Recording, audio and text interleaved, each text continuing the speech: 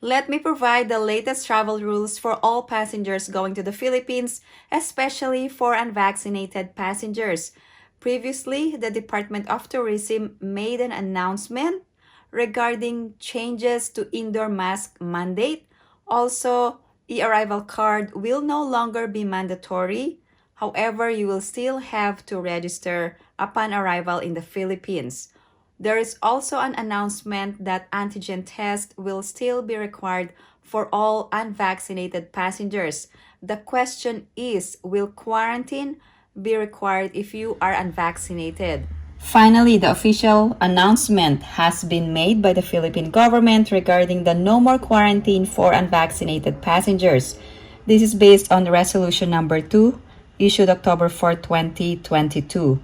I think the date is wrong on this resolution.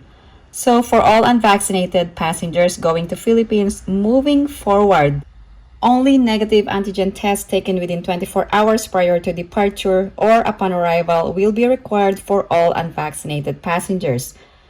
Now, who needs to present the antigen test?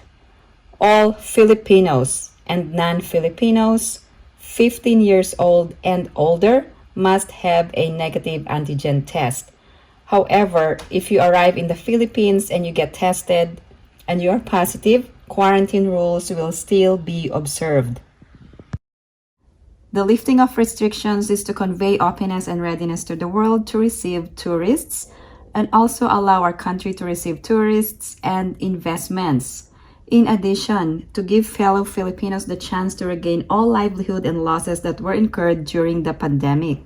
President Marcos said that we need to be at par with ASEAN countries. That's why he issued Executive Order number 7, allowing voluntary wearing of face masks in indoor and outdoor settings and reiterating the minimum public health standards. And this is good news for all travelers going to Philippines. Let's talk about the antigen test requirement for passengers who are unvaccinated. Previously, Cebu is accepting unvaccinated passengers. However, all major airports or all airports in the Philippines are now accepting unvaccinated passengers. The official announcement is that unvaccinated passengers can enter with a 24-hour negative antigen test prior to departure or upon arrival in the Philippines. I would suggest to take a negative antigen test within 24 hours prior to departure from country of origin, so you will have a hassle-free travel to the Philippines. There are exceptions for passengers who don't need to take a negative antigen test. Also, you must confirm with the airline and layover country if they are accepting unvaccinated passengers. So still, you must confirm with the airline. Here are the specific requirements for the negative antigen test for unvaccinated passengers, and this is based on IATF Resolution number 168. So the requirement is that either you must have a remotely supervised or laboratory-based rapid antigen negative test result, and this antigen test must be administered and certified by a healthcare facility, laboratory, clinic, or pharmacy or similar establishment. Also, the negative test must be taken within 24 hours prior to the date and time of departure from the country of origin or first port of embarkation in a continuous travel to Philippines, excluding layovers, provided that he or she has not left the airport premises or has not been admitted into another country during such layover. Here are the possible passengers who will need to present a negative antigen test. First, if you are unvaccinated. Also, if you are partially vaccinated, or if you're vaccinated but cannot be validated or verified. Also, if you have signs and symptoms of COVID, or if you're a minor and the parent or guardian is unvaccinated, partially vaccinated, or have signs or symptoms of COVID. There is a great possibility that all these passengers will need a negative antigen test. Also, if you're fully vaccinated but your last dose was administered less than 14 days from the date of your travel to the Philippines. There are more questions than answers regarding the lifting of these travel restrictions. For example, how about the booster requirement for fully vaccinated? What will be their entry requirements to the Philippines, and also for minors who are entering Philippines with fully vaccinated parents or guardians. Let's talk about the requirement of e-arrival card or registration to e-arrival card. Who needs to fill out the e-arrival card, or is it still mandatory before boarding? The e-arrival card is no longer mandatory during boarding. This means that you don't need to present the QR code before flying. However, you can do it at your own convenience or upon arrival, and it was officially announced that they reduced the questions from 20 to 10 questions only. If you are a US citizen and if you are trying to register through the e-arrival card, you might not be able to register successfully. The reason is that the country code for US, which is +1, is also the same as Canada country code showing in the e-arrival card registration. So for all of you who have issues registering, it is not mandatory to register prior to departure, but you can also register when you arrive in the Philippines.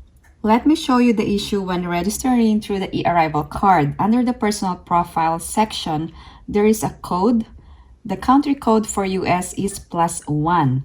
However, when you try to submit it for registration, it will not allow you to submit because it is showing the values in one or more fields are invalid. So when you try to go back, the country code is showing the country code for Canada, which is also +1. So if you're a US citizen going to the Philippines, you might encounter this issue. The problem is if this has not been fixed at the time of your arrival, then you will have to ask for assistance from an airline or airport personnel when you arrive in the Philippines.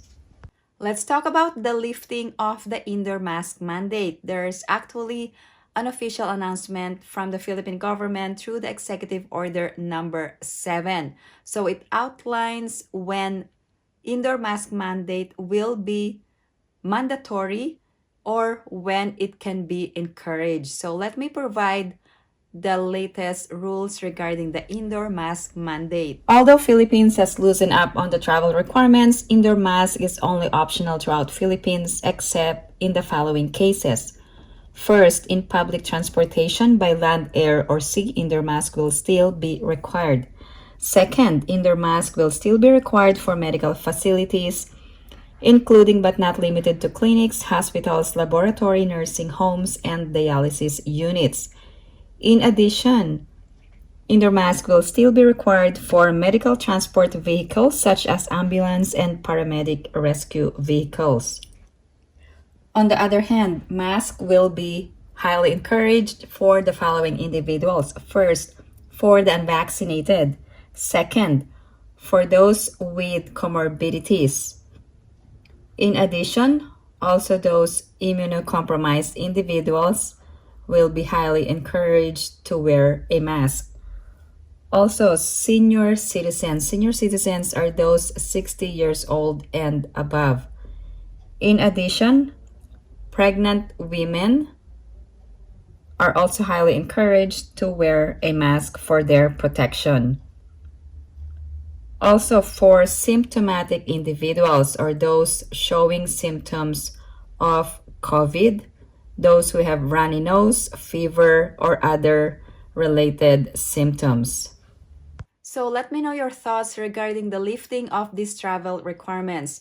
If you are unvaccinated and you are still being required to quarantine, please share in the comments section below. I would really appreciate it. If you have any other questions or comments, please post them down below and I will get back to you as soon as I can.